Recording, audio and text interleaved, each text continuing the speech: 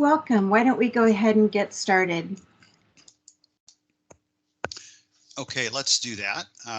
Good morning, everyone. My name is Chris Thompson. I'm the Director of Legislative Relations with the Washington State Liquor and Cannabis Board.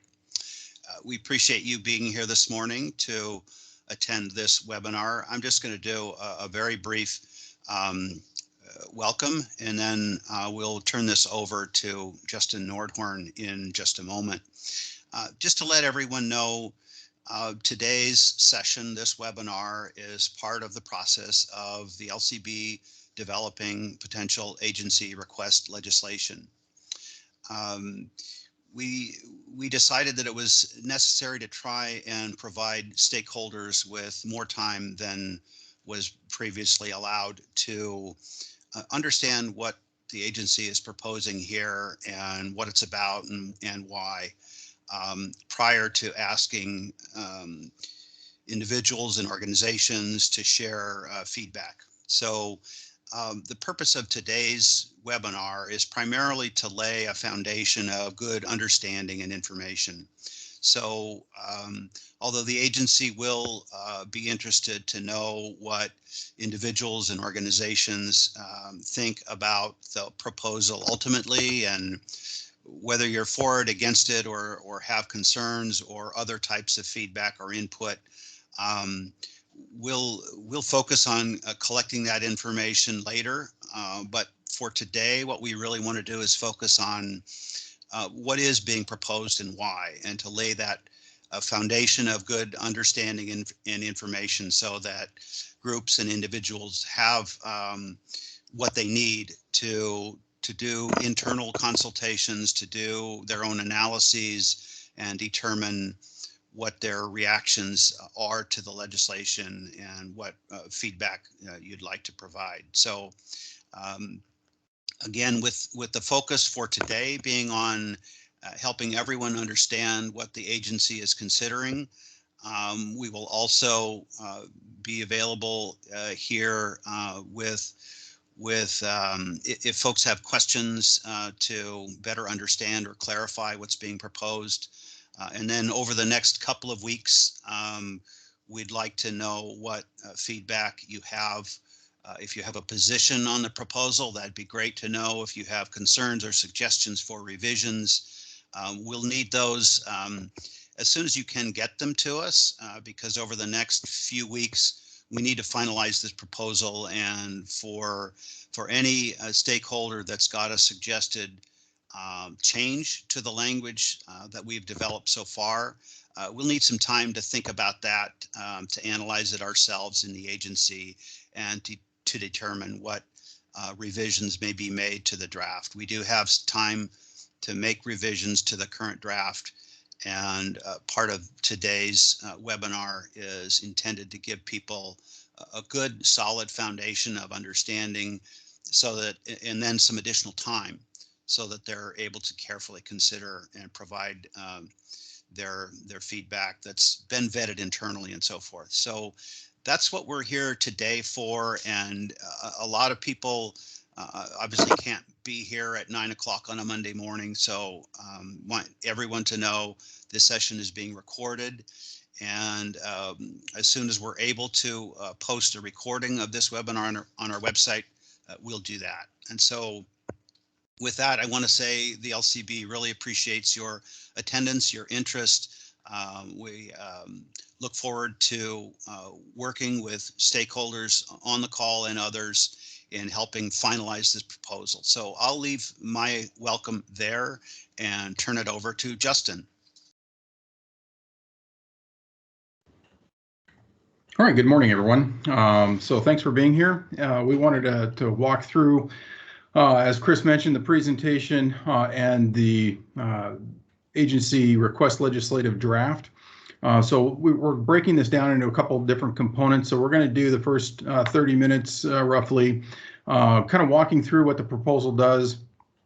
Then we're going to go into a session of answering some technical questions. So this isn't necessarily the time to be sharing the opinions, but we want to be able to make sure that people have an understanding of what the language is, how it was drafted, what our intent is, and then we'll have the last section of the webinar will be to have the overall thoughts, if anybody has any yet. And just to reinforce what Chris said, you don't have to have your thoughts all compiled today.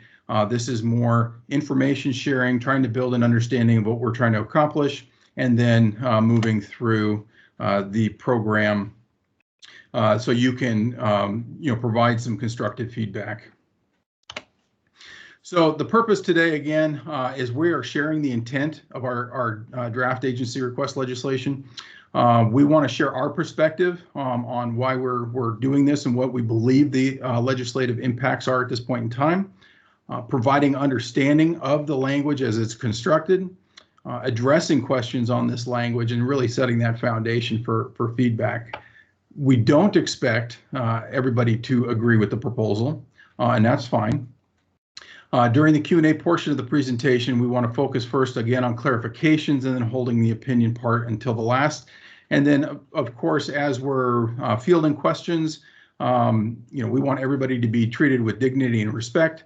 And also, we want to seek and understand various perspectives. So there's a lot of different things at play when we're talking about the cannabinoid situation. So just to give a brief history here, what we've done over the last several months, and so this is all coming out of 2021, but of course, we had a number of issues at the beginning of the year coming to light around variable impairing cannabinoids. The most prevalent at the time was Delta 8, and how are we dealing with this? And we had a lot of feedback from licensees, industry members, prevention, public health, and so there's a lot of different areas that have an interest in this particular topic.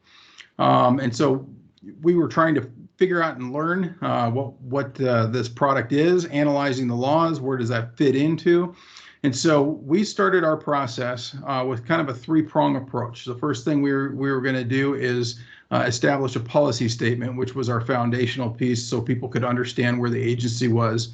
We were going to open up some rulemaking to deal with what we could in rule. And then the third leg is the agency request legislation piece. So we need to fill in the gaps that are prevalent in this particular area. So as you can see on the history slide here, we have done the policy statement.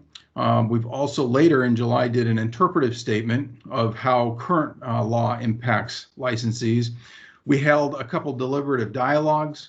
And as such, after the first one, after we opened the CR 101, we held a deliberative dialogue, and we recognized that the scope of the rulemaking needed to be expanded. So we made some adjustments there. And so we're really wanting to listen to that feedback so we can pivot and make the adjustments accordingly. So we also held a recent listen and learn session. And so this process is kind of going alongside of that, and that's why this isn't something that's easy to put together in a couple weeks and say, oh yeah, this is where we're at, because this is continuing to develop. And so June through August, even though we have timelines set for proposing our agency request legislation, we recognize that this isn't necessarily a final product moving forward at this point, and we really need to be deliberative and diligent about how this is going to impact folks. And so wanted to share a couple of the common themes that we did hear from the deliberative dialogues. And one thing in common across the board, both from industry members as well as public health and prevention, is there seems to be a very strong consensus that Delta 8 and other impairing cannabinoids should be regulated in some way or another. And so we kind of use that as one of our foundational pieces. The other thing that we heard is artificial or fake cannabinoids, such as your K2 and spice and those types of things, should not be in the marketplace. And I think we had some real common agreement across a number of areas. And so we wanted to take that and move that forward as well.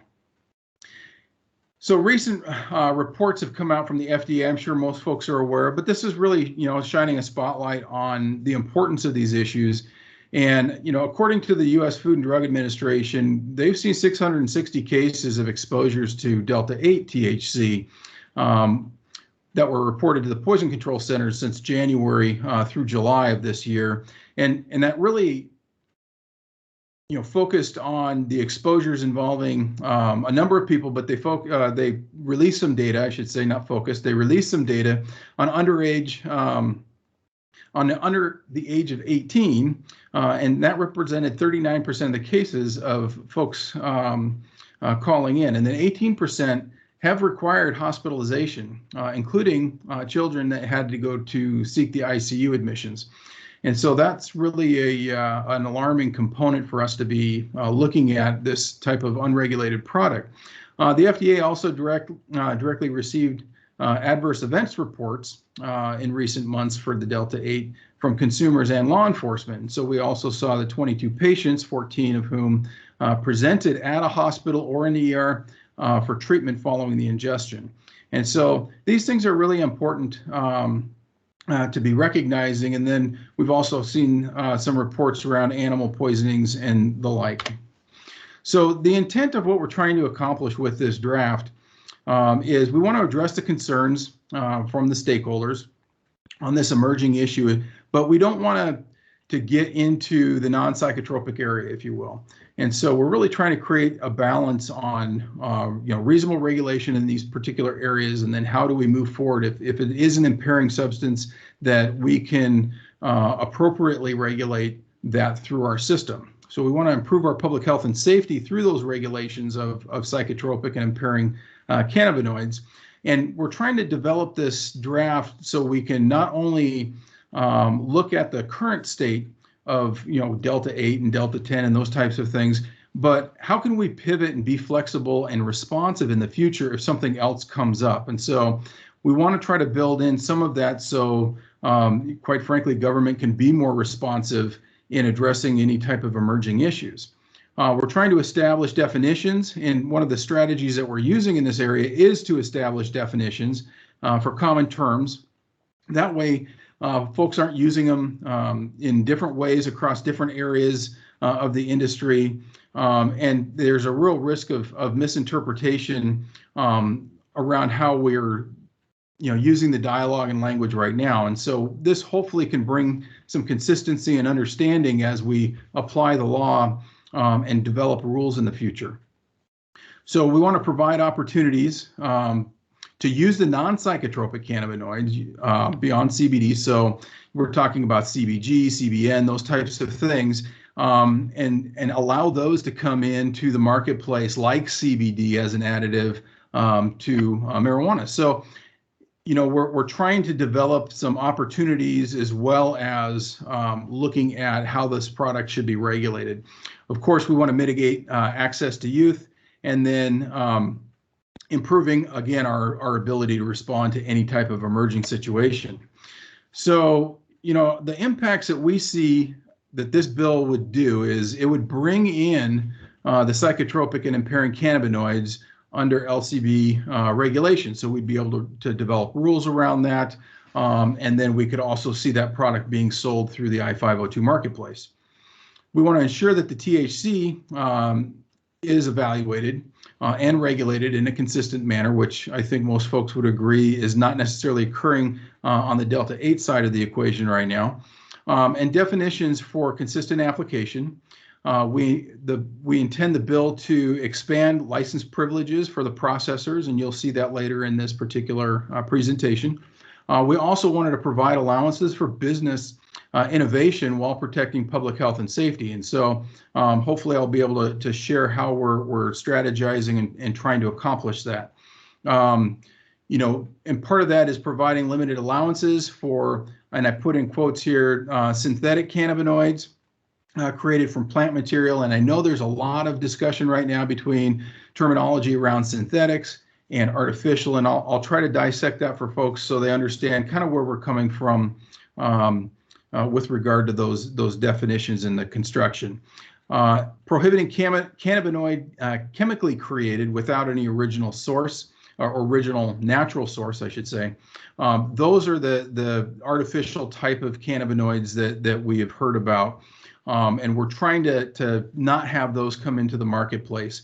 We want to certainly make sure that we have the regulatory authority to create the rules so we can be flexible and responsive, and then also, as I mentioned earlier, allowing some of the non-psychotropic additives to be able to come into the market similar to CBD.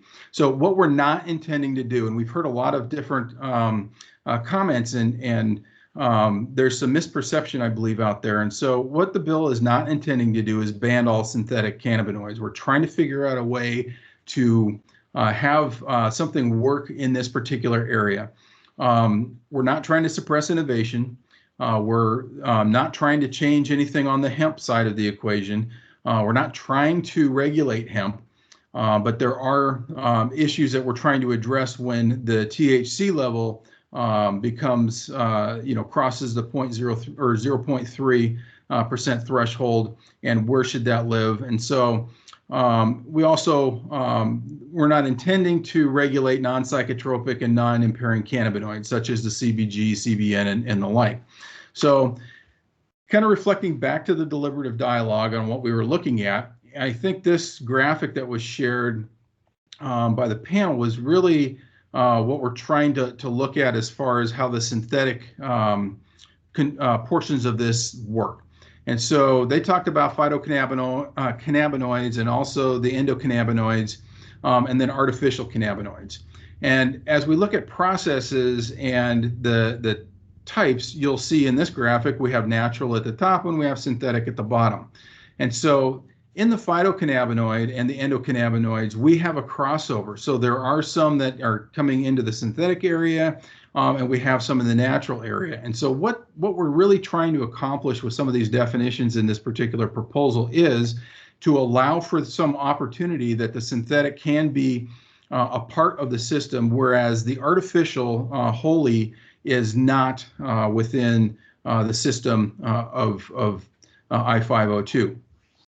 So that's really what we're trying to tackle here. And if we look at our current statutory language, it basically is saying no synthetics at all. And it comes from the old Uniform Controlled Substances Act language. And so we need to be able to clarify that if we do want to have some of the synthetics within the system in a safe and controlled and regulated way. And so I'm just going to walk through the definitions. Now, I will say that if you have your copy of the draft, this would be a good time to be able to refer to the different definitions.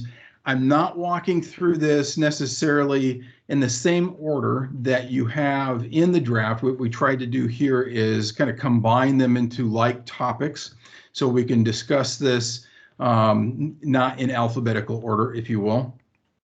And so we are not going to present that on the screen, but we're going to try to put on the screen what we believe we're trying to accomplish in these particular areas. So if you do have suggestions on redrafting some of the language, you can understand what our intent and what our goal was here, and then you can reflect on the language that we had provided earlier. So when we look at the artificial cannabinoid, we're intending, again, to capture that fake type of cannabinoid, such as your K2 and spice. As somebody has said, this is stuff that's just made in a lab. It comes from a lab, made in a lab, and nothing, there's nothing from the plants that are coming into this. The focus is on the creation of that chemical reaction, not anything that has been derived by a growing plant.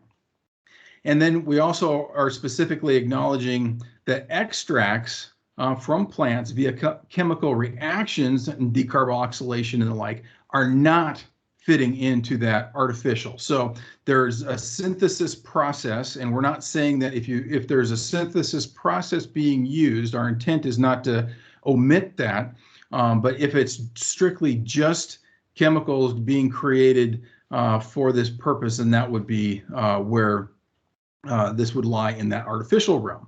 So the synthetically derived cannabinoid, we're trying to establish that it's created by a chemical reaction which is originating from that natural plant versus strictly from the lab. So this allows for some of the synthetic processing to occur. And there's a lot of folks who've used different terminology for this process, but really it is creating a pathway to be able to look at the innovations that are coming out, such as Delta-8 and other cannabinoids and you're synthesizing some of that process, whether it's from Delta 9 or CBD, those types of things, how do we, fit that into the regulated system? And so synthetically derived recognizes that there is a process that can happen, and it is coming from the natural plant. And so that's where we're not trying to create an all-out ban. And then what we're trying to also do with the general term for cannabinoid is calling out that the compounds that are active constituents of plant cannabis, and so I'll talk about this definition in just a moment for that, but they all fall kind of under that same umbrella, if you will. And so we're intending to create some consistency and additional flexibility as other compounds are identified.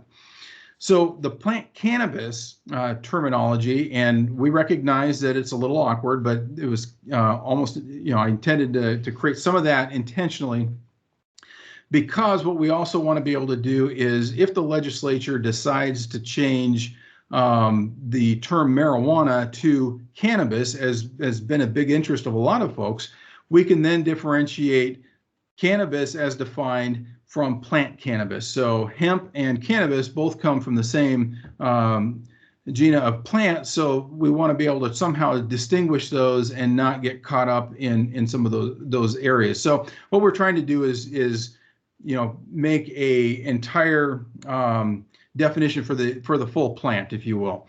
And so it's recognizing both types of plants and that are being grown, both marijuana and hemp.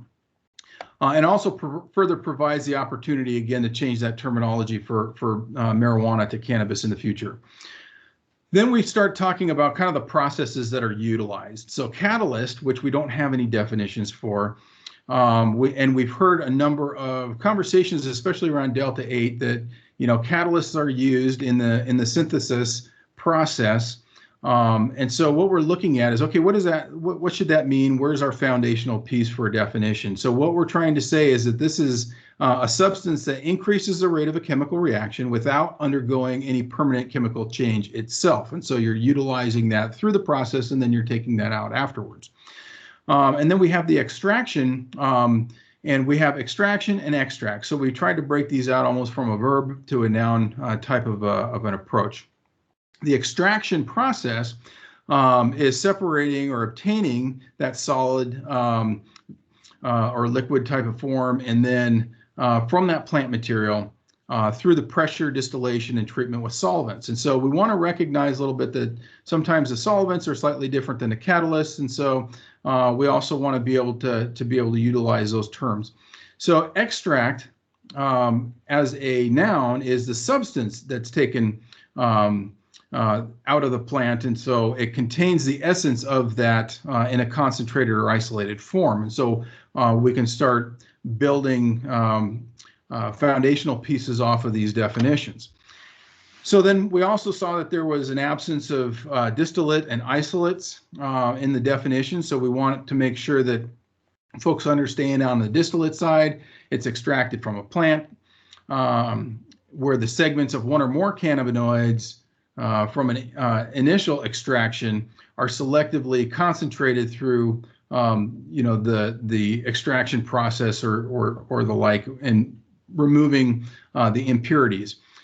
The isolate is really isolating, of course, the cannabinoid compound, and so we're trying to define that, as we've heard, around it's 95% or more of a single cannabinoid, and so that's where we're trying to focus on.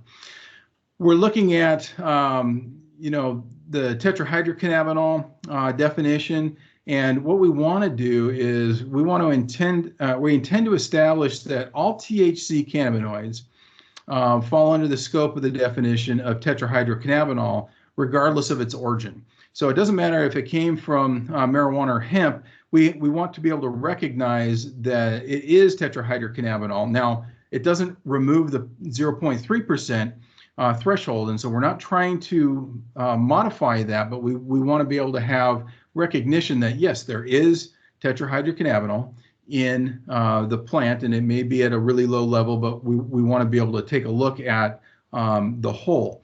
And so that moves us into the total THC.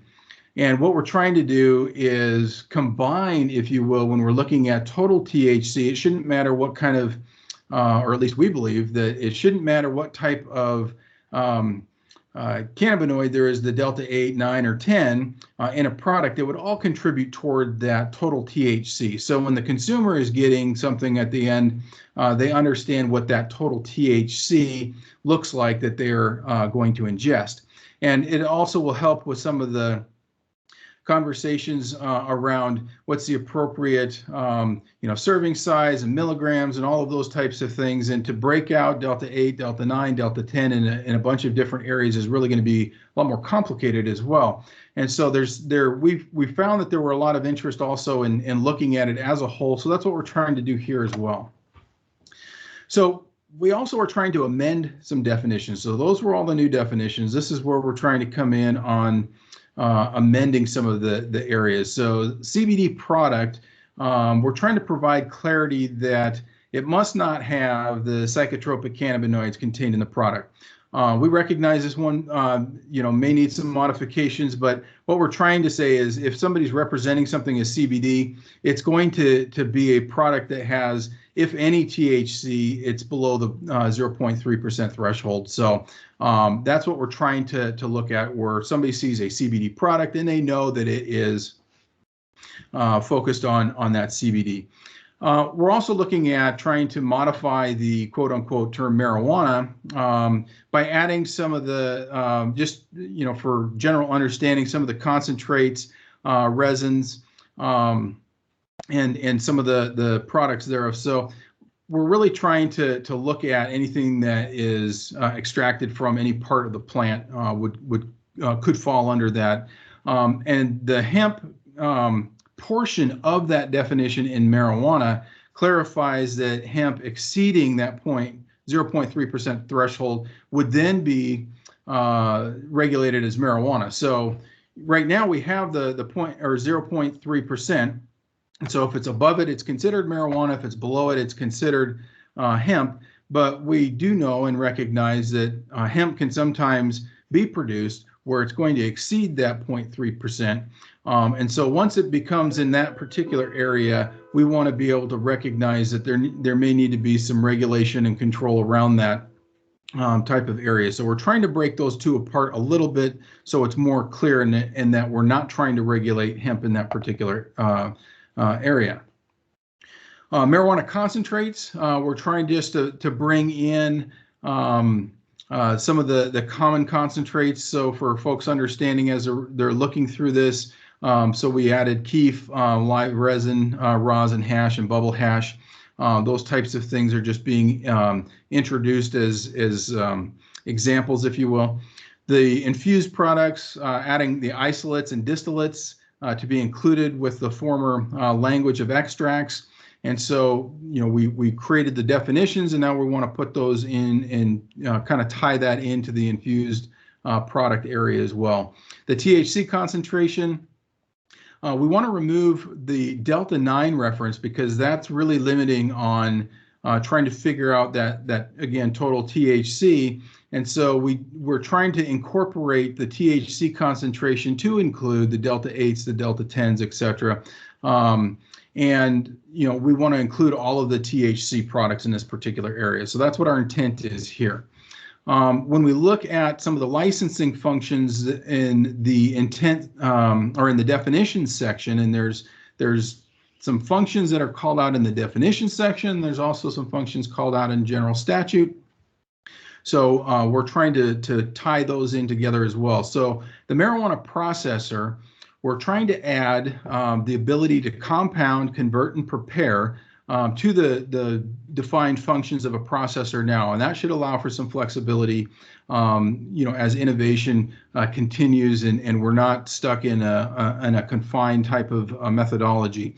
It also allows for the conversions of products typically described as utilizing synthesis grown by a 502 licensed processor to be processed in that particular manner. We're intending to add references to RCW 695326, which is the licensing provisions within the statute, and it distinguishes the additives from other products grown within the 502 system.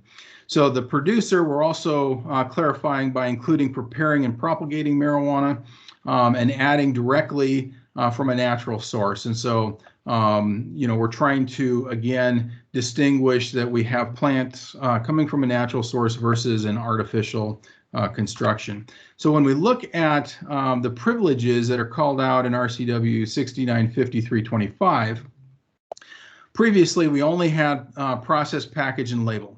We're trying to, again, include the compound, convert, and prepare to that list. And so we're doubling the number of allowances that are in that, so we can have some flexibility and utilize some of the innovation that is coming through the marketplace as we've seen.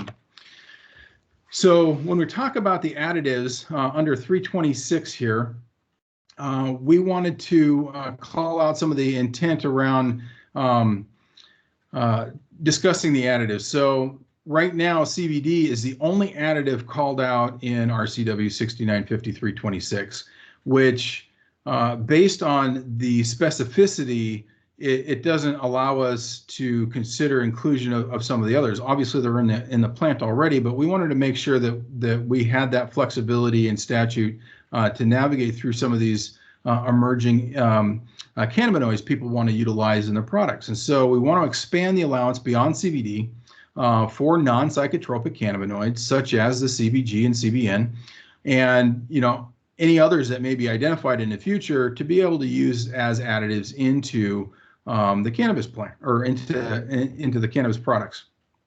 So we also want to clarify the language focusing on the intended purpose of additives, and we also want to enhance the quality control, such as testing for the pesticides and heavy metals for products that are entering the 502 system, because often they're coming from unknown sources. Yes, we do have growers of hemp, for example, in Oregon and Washington, and we know that these are legitimate farmers, creating legitimate product. But we also are seeing a lot of product that can come from anywhere in the world, and so we don't know the source and how it was grown and what was used. And so to protect public safety and consumer safety, we're introducing the concept that those types of things that are coming from outside the system into the system really need to have that upfront testing before it comes in.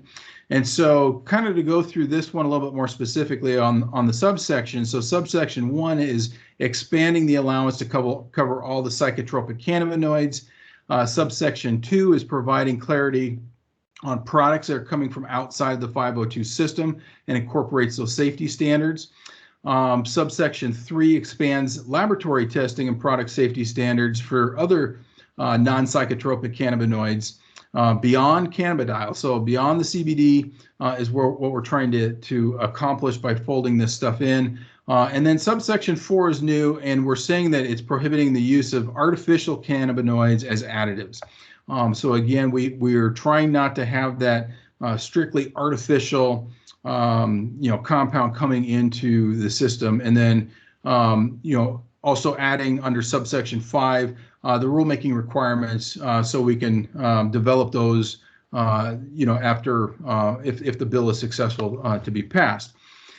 So we also built in the rulemaking provisions under 6950-342, which would also call out the opportunity to regulate some of the production for the naturally or synthetically derived cannabinoids. So by adding that, we're trying to create space for some of that innovation and product development in those particular areas. So that's really the foundational intent of what we're trying to accomplish with the drafted language.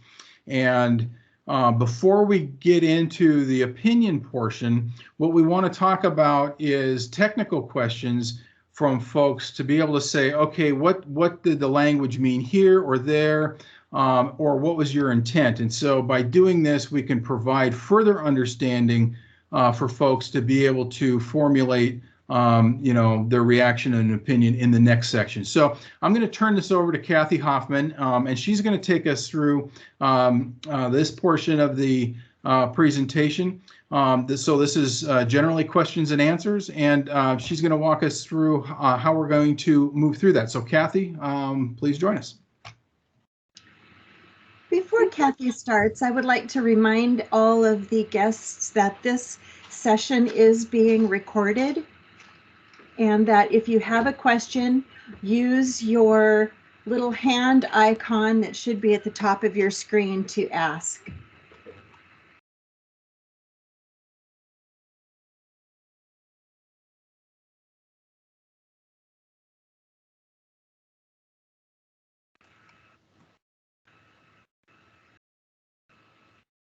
Kathy, are you able to join us? We can't hear you if you're trying.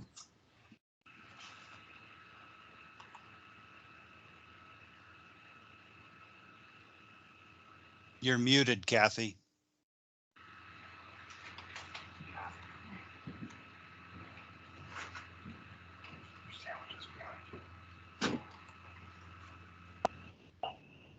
Can you hear me now?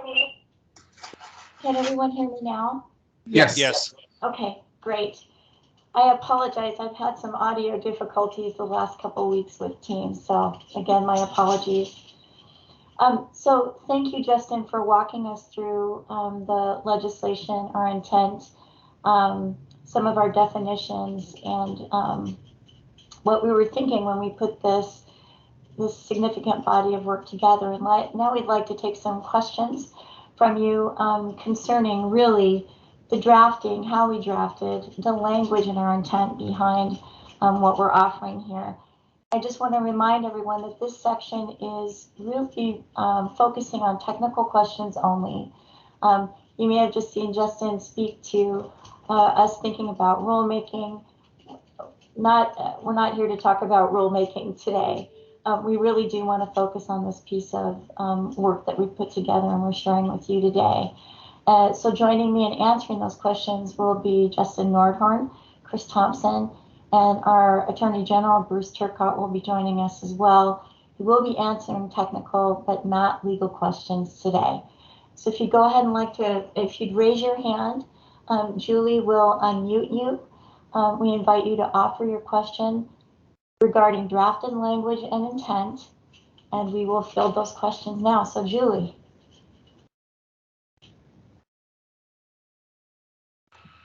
Right now we are asking Amber Wise to go ahead and ask your question. After your question, I will put you back on mute.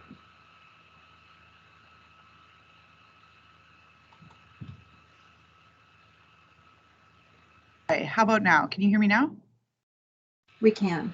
Great, thank you. I was not prepared to go first. Okay, just after having listened to this and 100% honesty, I have not reviewed the documents that you sent over last week with full attention, but I'm just curious how with the new CCRS reporting coming in, how outside cannabinoids might be reported through the testing system. Okay, so the question is, how might outside cannabinoids be? Sorry, what I meant by outside cannabinoids was cannabinoids coming in from outside the I-502 system, say CBD or, I don't know, CBN isolate or something like that coming in from outside traceable I-502 licensee. How would those be handled in our new reporting system or existing reporting system? All right, that's a great question, and I'm going to reach out to colleagues here. Justin? Yeah, sure. So, the bill isn't addressing the operational issues around cannabinoids coming into the system. It's going to follow the same type of approach that the CBD cannabinoid has right now. So, however, the system is going to facilitate that CBD input, we envision this bill treating the other non-psychotropic cannabinoids in a very, in the same way. So, and this bill isn't addressing technical operational questions. So we're not going to be able to dive into that part of this today.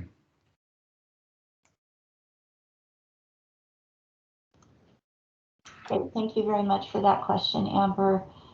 Julie, who might be next? It will be Sarah Ross Biles. Great, thank you. Hi, Kathy and everyone, and thanks for this webinar. I kind of was hoping for more expansion of the intent piece and moving to a practical outcomes. Been trying to wrap my mind around, the intent is to give regulating authority to LCB over psychotropic and impairing cannabinoids. Would that mean that if this if that intent was adopted in legislation, not worrying about the specific words to do so, that LCB would then need to take up rulemaking, or would psychotropic and impairing cannabinoids already be considered controlled substances and under control of LCB? Just trying to get past the intent to the, what happens on the date of effectiveness? Is it rulemaking, or is it an automatic clearing from sale of psychotropic and impairing substances until such time there is rulemaking on them? Thank you. That's a great question, Sarah. Definitely rulemaking would need to occur here. The expansion of these definitions begins to set a framework that the agency can rely on to move to rulemaking. And again, reaching out to colleagues, any follow-up on that anyone would like to offer.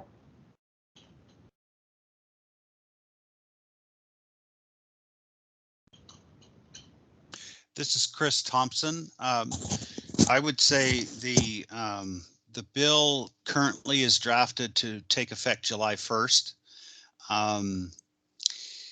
That's probably before any possibility that rulemaking would be completed. So it could well be there are certain operative legal provisions that would be in force as of July 1. The prohibition on artificial cannabinoids, for instance, but much of the detail would only be worked out in rule, and that would take time, probably well beyond the July 1 effective date. Great, thanks very much, Chris. Okay, next up we have Brooke Davies. Hi, everybody. Good morning. Thank you so much for this very thorough explanation of the intention of the bill. I just have a quick question to check my understanding. So Justin, when you were sort of going through the intention, I think it was pretty clear that the intention was not to ban, synthetic D8 or D9, making kind of a distinction between fake and artificial, and then synthetic.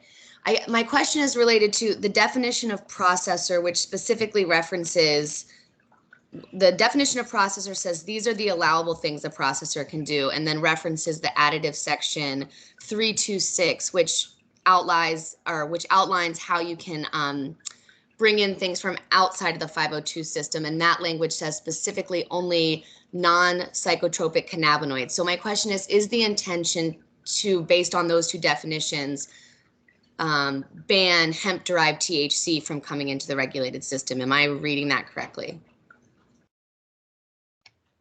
So the intent here is that we want to afford allowances that we have some producers, for example, that are also growing hemp in the I-502 marketplace. And if it's being grown and coming through the system, then we want to afford opportunities to be able to do some of the type of conversions of those products within the system. But if it's coming from outside of the system, and then trying to be introduced into the system as THC, then that would not be allowable under this approach.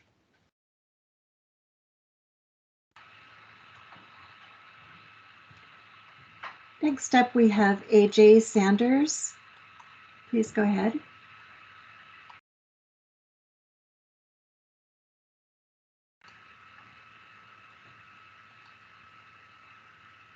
AJ, we're not able to hear you right now. How's that? Perfect, thank you. Okay, thank you. Sorry about that.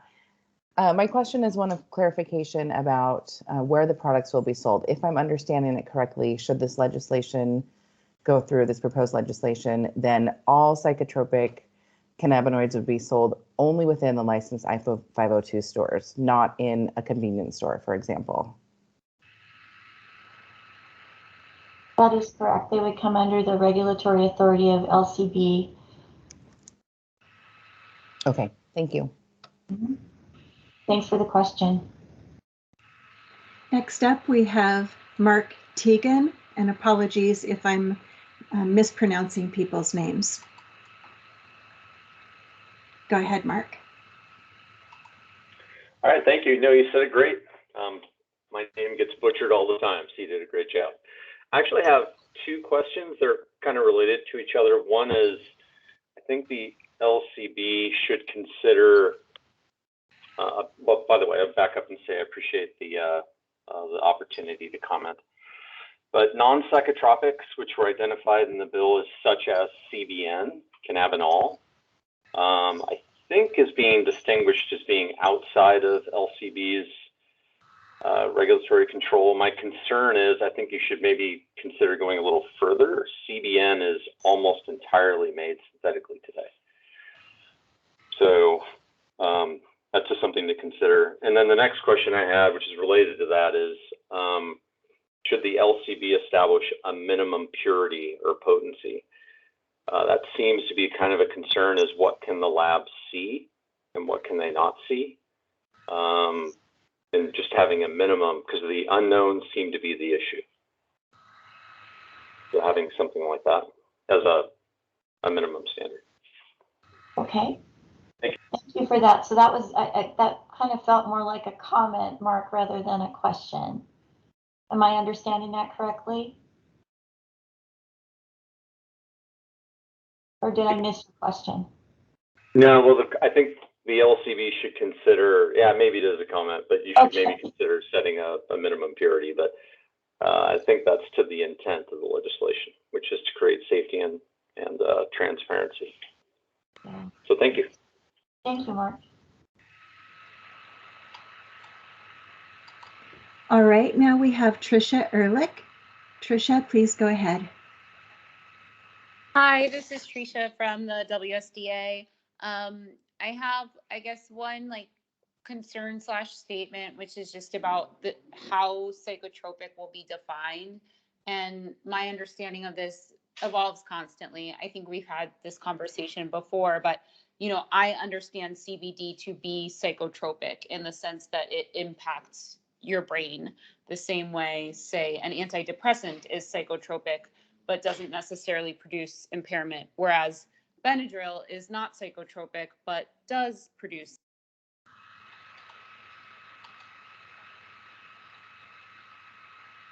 So Kathy, you mind if I jump in on that one? Yeah, go ahead. So I'm glad you asked that, because, and if the approach isn't, if we're not capturing this intent, we need to know.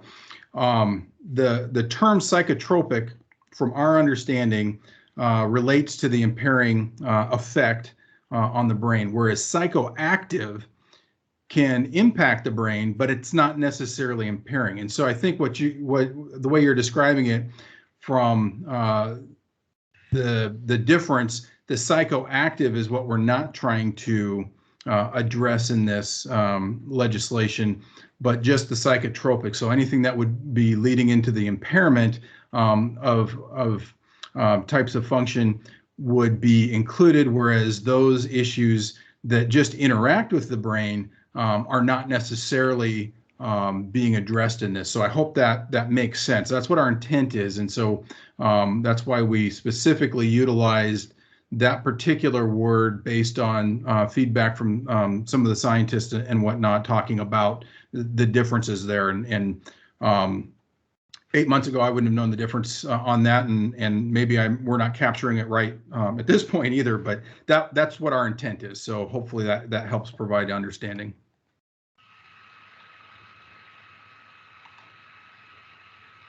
All right, next up we have Sean Dene. Sean, go ahead with your question.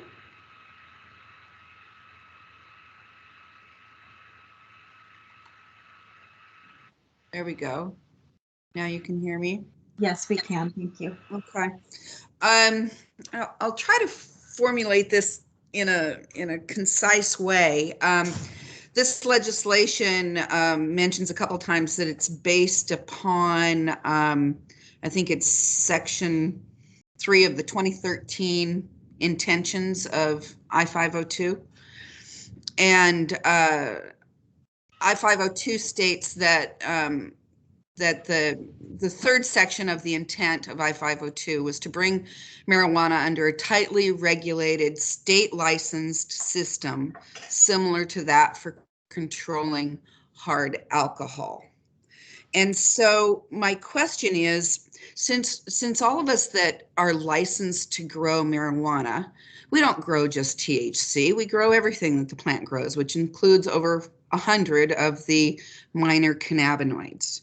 So the legal system is certainly set up to provide any additional minor cannabinoids as additives. And so how does allowing cannabinoids from outside the system into our tightly regulated system comply with the intent of I-502? And how would one know if the isolates that come in from outside the unregulated system are not coming from illegal organizations? So that's my question. How does this cover the intent of 502? So I'm going to reach out to Justin for a response to that. Justin? Sure. So I don't think that we can go back to 2013 and heavily rely on the overall intent portion because, and I want to stress this, the legislature adopted I think it was 326, allowing for CBD to come into the I-502 marketplace from an unregulated source. So with that change, since the inception of I-502, we're looking at it as there's some legislative interest in allowing the non-psychotropic type of product like CBD into the system as an additive. And so because there are all of those other types of cannabinoids that are not psychotropic in nature, if the law allows the one, why would not allow for others? And so that's what we're trying to kind of tackle. So I can't really bank it against the original intent around the initiative. However, from what we've seen with legislative changes since then, it seems to speak to this type of approach. I don't know if Chris wants to offer anything on the legislative front with that. Sure, Justin.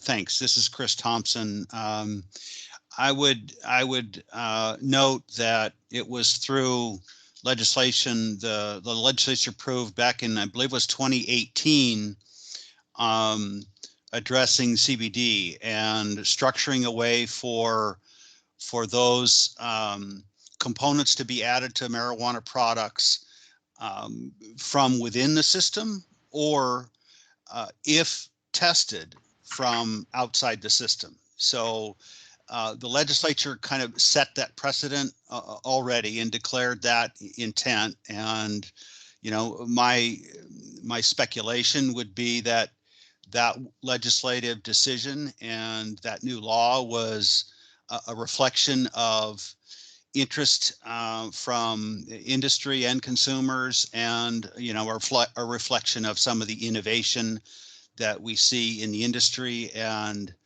although we do care about and are mindful of the original intent of I-502, a lot has happened in the industry. There's been a lot of change.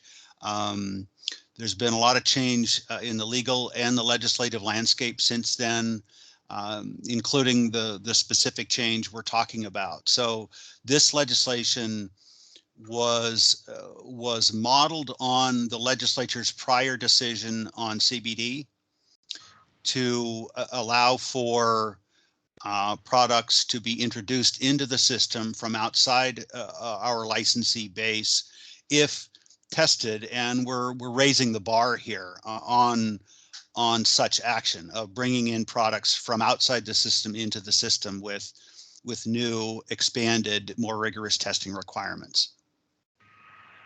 Yeah, and if I may, I'd like to piggyback on what Chris and Justin just offered. And really, I mean, I think about I-502 and harm reduction, and making sure that these products that are finding their way into the system now that are unregulated are tested to reduce the harms that we're now seeing. And Justin shared the slide concerning what the FDA was now finding. I think it accomplishes that. So thanks for that question, Sean. All right, Julie, next question. Yes, up next we have Gregory Foster. Gregory, go ahead, please.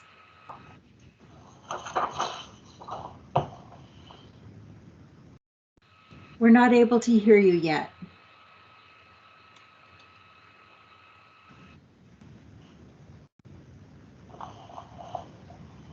You'll need to unmute yourself. On my end, you show unmuted, so go right ahead, please.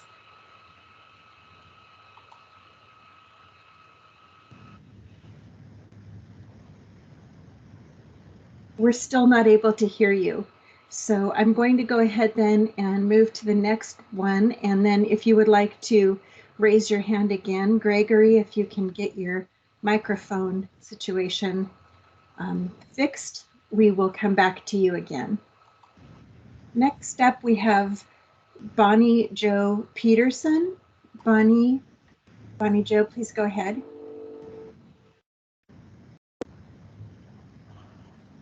Hello, everybody. It looks like I am unmuted, and thank you for putting on. You have quite a few, but I'll try to keep it brief. I would get the first end of kind of going off what Tricia had brought up with the psychotropic, since it is not defined. We do not have a definition for that, and it's kind of used interchangeably with impairing, and it doesn't seem like that's exactly consistent. So just that was one of the questions I had about the impairing part, and if there was going to be some work done on what psychotropic and impairing mean. So it does sound like that is something that's going to be being discussed a little bit further. And then on the testing, it mentions heavy metals and pesticides, but does not mention residual solvents or microbials. And so if the LCB is trying to make an allowance for Delta 8, which is, in the plant itself is almost negligible. And so this process is taking, CBD or other cannabinoids at different levels and changing the molecular structure into Delta 8, which is done by processes that we don't know, and some very damaging and destructive solvents that are being used. So is that something that is going to be added and just wasn't discussed here? Or is that something that we can take further? So that's a really good question, Bonnie Jo. And right now, all products that enter the system must pass what we call the I-502 suite of tests that contemplates those things that you just spoke about. We currently have rulemaking open to add pesticides to that suite of tests. So the additional language offered here just requires that in addition to the I-502 suite of tests, pesticides and possibly heavy metals would be required as well. Anything anyone wants to offer? Justin, did I miss anything? No, I think you covered it. And a lot of those other tests we do discuss in our rulemaking development. Mm-hmm. Thank you, Bonnie Jo. All right, next up we have Sierra McWilliams. Could Julie? Yes. I'm sorry, this Chris Thompson. I wonder if I could ask a clarifying question of Bonnie Jo Peterson. I thought I may have heard her asking whether or not we had planned to introduce a definition of psychotropic or impairing or both in either the legislation or in rulemaking. Did I understand you correctly, Bonnie Jo?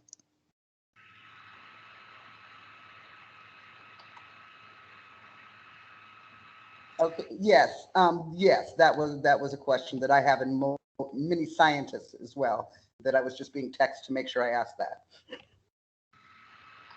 Well, sorry we overlooked that, and I think the answer to that would be yes.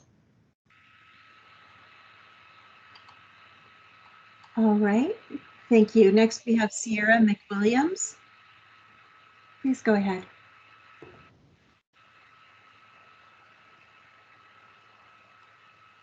Sierra, are you able to unmute your mic?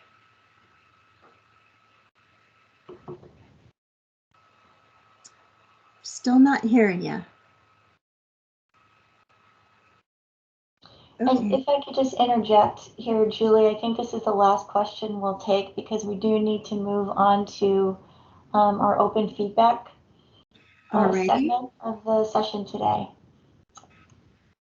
Then let's go ahead then and move on to Haley. I'm not seeing a last name, so Haley, go ahead, please.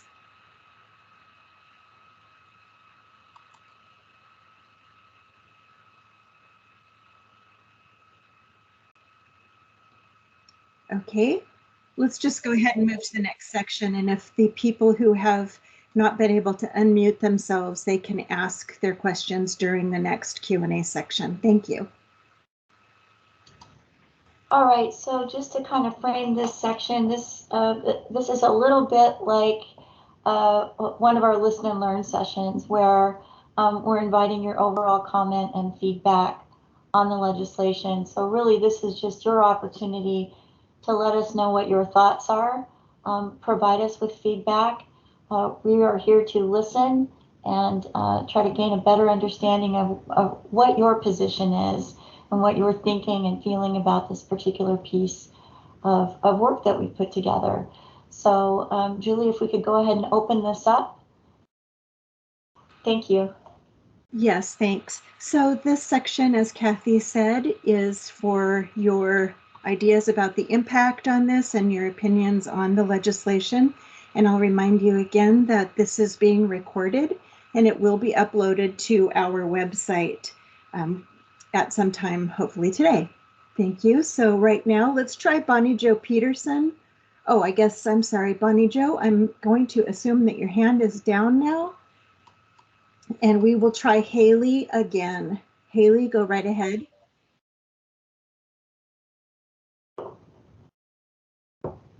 Still not able to hear you. So let's move to Kent Hale. Kent, please go ahead.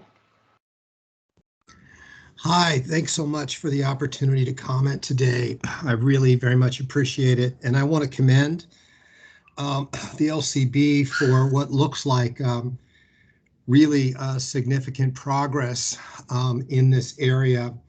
I just wanted to confirm, and or maybe this is a comment as well, that that CBD from outside the market can be brought in as long as it meets the definition of a hemp product, which would mean below 0.3% THC, and that would still be potentially something on the table.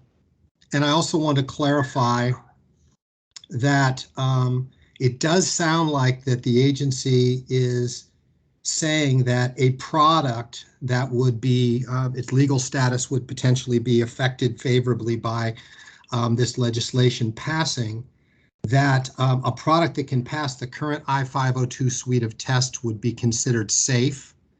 And is that correct, with some possible additional requirements that are frankly are already in place within the current regulations for CBD coming into the market, requiring that it passes for heavy metals, pesticides, microbials, etc.? Yes, I think that's a fair statement. Anything that colleagues would like to add to that? All right, thanks very much for that comment. Go ahead, Chris. I was just going to remind us all that the legislation does impose some new testing requirements for those psychotropic, non-psychotropic and non-impairing cannabinoids coming in from outside the system, like CBD. So it isn't exactly the way current law handles CBD, but it's modeled on that, and there's a little bit a higher bar set for testing that isn't required in the current law suite of 502 testing, just to hopefully clarify that just a little bit further. Thanks, Chris. And Kathy, if I could comment, the just for clarity sake as well. So this draft of our agency request addresses the allowance of having those other cannabinoids other than CBD come into the I-502 system from outside, but only to be used as an additive. And that's how the current statute is set up. So we didn't change the purpose within that statute. And so if CBD or other cannabinoids were to come from outside of the 502 system, they couldn't then be converted into THC at a later state. They could only be used as an additive. And so that's something I wanted to make sure that there's understanding of in this proposal, that we didn't change the current structure as it relates to how an additive can be used in statute. So if there were changes on that would have to be modified out of this particular approach. Okay, thank you. We have now Brooke Davies. Go ahead, Brooke. Hi, everybody. Thanks again. Just wanted to provide comments, speaking on behalf of the Washington Cannabis Association. We've talked a lot about this topic amongst our membership and done a lot of voting on it, and gave a pretty comprehensive survey that had a lot of different questions to kind of gauge where our members are on this topic. And so based on the answer to the question that I asked earlier, I would say our position is that we believe that all forms of THC, whether it's derived from hemp grown within the 502 system or outside of the 502 system, should have a path to be included in the regulated marketplace. We think that's the best way to protect public health and safety, since we know these products are available in the gray market, in the illicit market. They're at vape shops everywhere. And so we really think that those products should be incorporated into the regulated marketplace. And just one further comment, with the changes to the section 326, where you have raised the bar for testing requirements for non-psychotropic cannabinoids to make sure that those can safely be included in the regulated system, it seems like we would have the regulatory framework to also make sure that hemp-derived THC from outside of the 502 system is safe as well, as long as it can meet those same standards. So that would be our position. Happy to follow up in writing, and just thanks again for the opportunity to provide comment. Great, thanks very much, Brooke.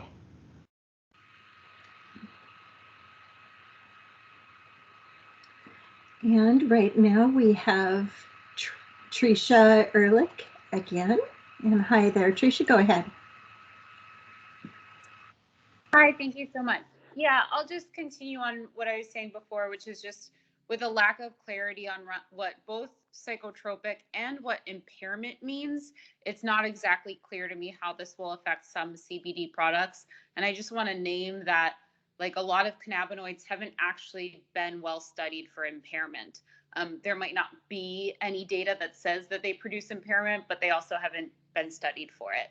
And so that's where I have some concerns about setting definition ahead of the research in the event that our understanding evolves, specifically as the federal landscape changes.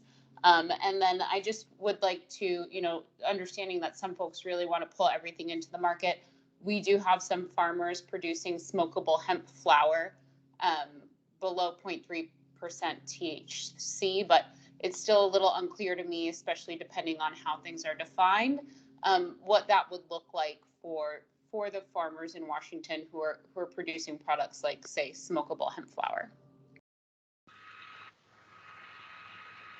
Thank you very much, Tricia.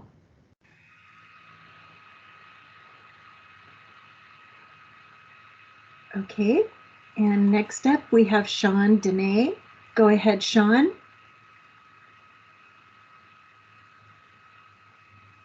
I too am going to expand a little bit on my earlier question in that the intent of 502 was to highly regulate this plant and the sale of this plant.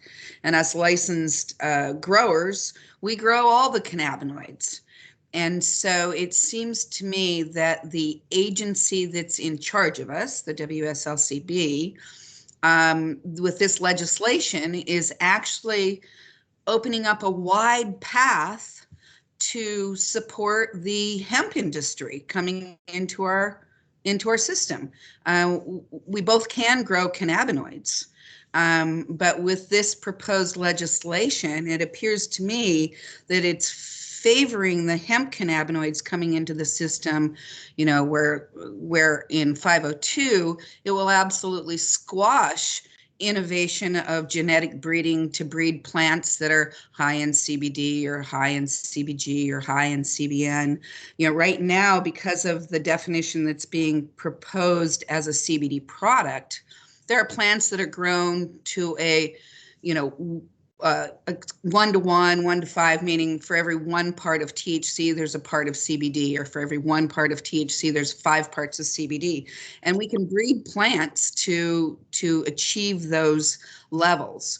But with allowing CBD and other cannabinoids into the system from unregulated plant growth, that will squash that innovation of breeding on the 502 side and just hand over all the other cannabinoids to unregulated plants. And I think this legislation should actually close the door for CBD and not open it wider for all the other cannabinoids. So that's how I see it. Thank you. Thank you, Sean. And next up we have Kent Hale. Go right ahead, Kent. Yeah, this is really, thanks again for the opportunity. This is really a point of clarification on a few different comments that have been made here. Are we saying that, as a follow-up to my question, the statement was made that CBD, providing it can pass, CBD isolate, providing it can pass all of the testing, is available to be used in the marketplace as an additive only? Are we saying that CBD isolate sourced from inside the state of Washington from a hemp farmer or a licensed marijuana producer, that would be allowed to be converted into THC, as in treated differently than something coming in from outside the state? Justin, yeah, I can jump in on that. So the short answer is yes, because what we're trying to do is we see, and we've heard the innovation that folks are interested in, and to be able to provide those avenues in the tightly controlled, regulated structure. If we have a licensed producer who's also growing hemp and they create CBD out of the hemp and that gets converted, we're trying to set up a pathway for that to occur. We're not trying to extend the pathway for creating the impairing substance from outside of the regulated marketplace, if that makes sense. So we are trying to afford licensed businesses that are operating within the structure to do that.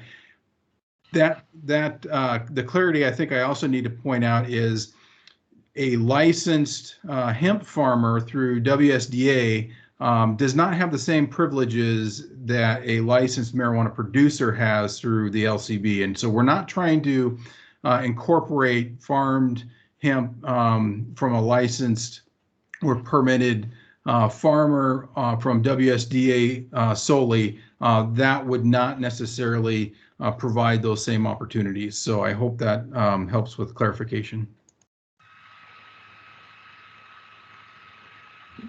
Right now, we do not have any more hands up. So if you do have a question, I'd ask that you put your hand up and we'll take you. We had 2 folks that were having trouble. I think Gregory and was it Haley? They have taken Right, their And they have serum. taken their hands down. So right now, I do have a new hand up from Sean. So Sean, Danae, go right ahead.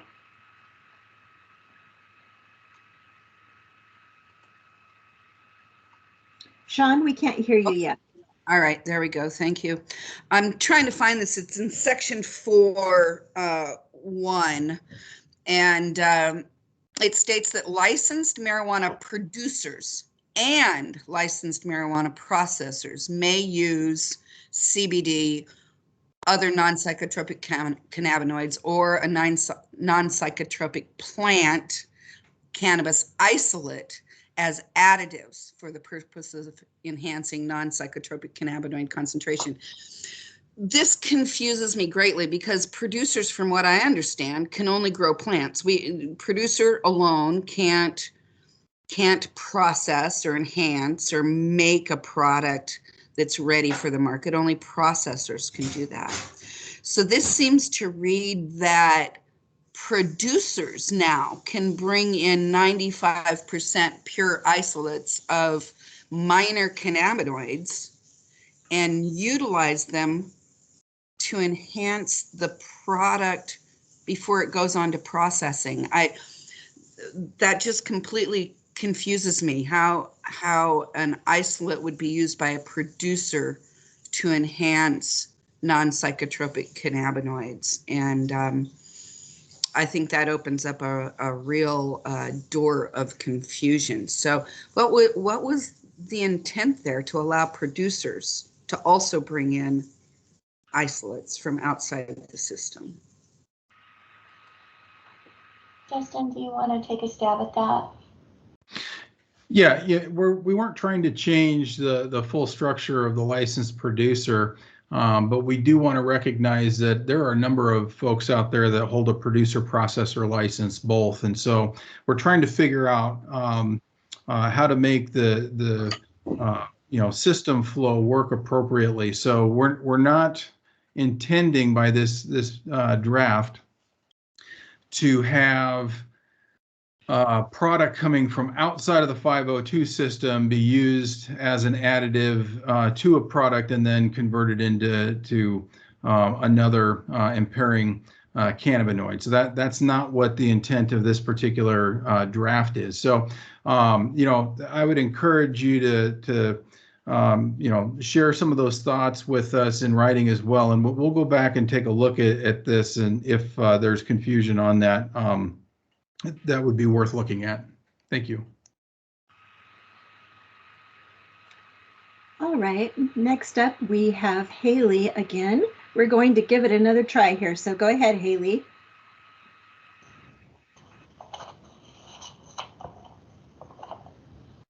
Haley, you're up.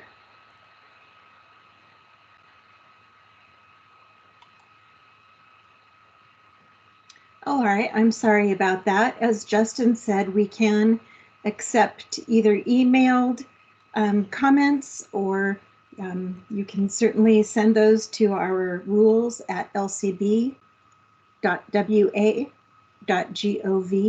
Again, that's rules at lcb.wa.gov. And next up we have Sarah Ross-Viles. Sarah, go right ahead. Thank you, and hello again. And I dropped the call for a minute, so if this question was asked in the session, just please tell me to go look at the recording. But it's a follow-up from AJ's question earlier about bringing all psychotropic and impairing cannabinoids into the regulated market process. And my feedback is, it seemed from a lay reader's perspective, or not even from someone who works in prevention in this field, it was difficult to extract that information from the current legislation.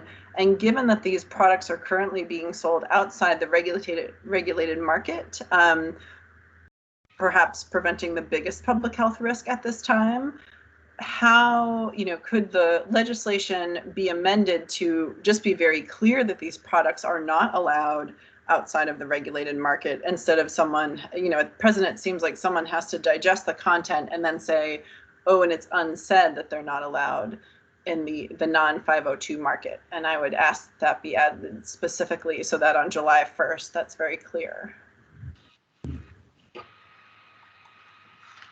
Thank you for that feedback, Sarah. Okay, we have one more hand up, and that is Bonnie Jo. Bonnie Jo, go right ahead.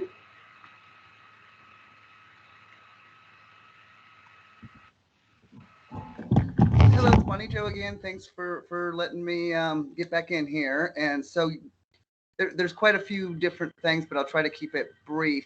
One of the main questions I've been being texted while we've been on the webinar is how does this affect full spectrum products coming into the 502 market? The definition of CBD product is very specific to CBD, and thank you for clarifying that it does need some work on that definition to make it specific to hemp being, you know, the 0.3. I would like to see it also specified that could change upon the federal level changes that are likely to happen in the next 2 to 5 years. So we don't have to come back and do more legislation in that respect. But when we're just pinpointing CBD product, we're talking about other cannabinoids coming in. A lot of the direction of the hemp industry is the full spectrum product that has all of the benefits of the plant, as it was mentioned before. You know, as the plant grows, it's all the cannabinoids in there. It's not just CBD and THC.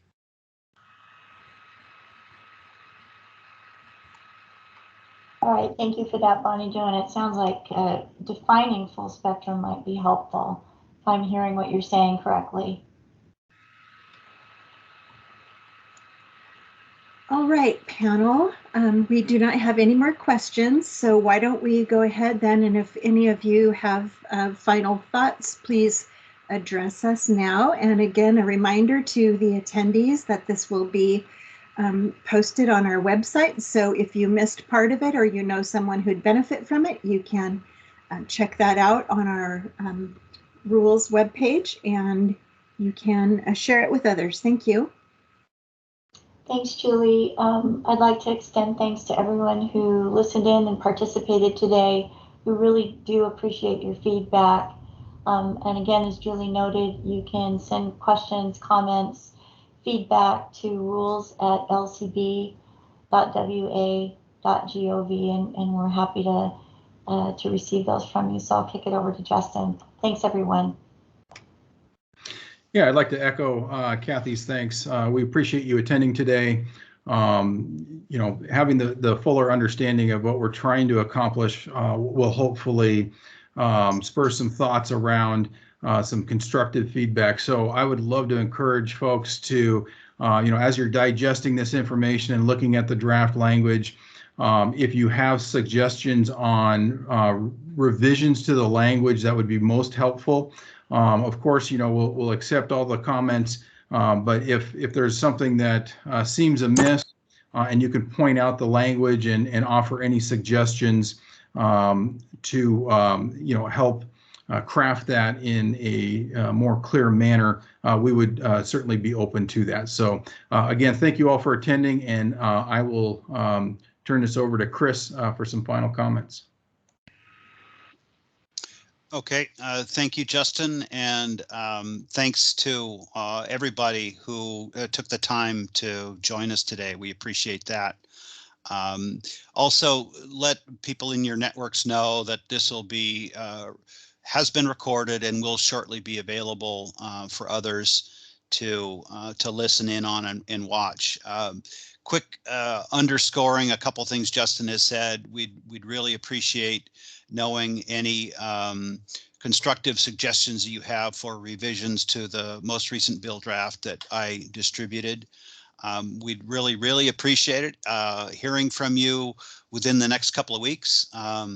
We do have some extra time, but not tons of time to receive all the feedback that we're going to get, analyze that, discuss it internally, and then consider what changes we might make to the draft bill. So we're interested in both your position, if you can arrive at one on the bill, as well as suggestions for changes and concerns that you have. We'd appreciate hearing all that information. We want to pass it along to the governor's office so they're as fully informed as possible about what the stakeholder landscape is thinking about this proposal as they consider our request. So again, thank you all very much for joining us.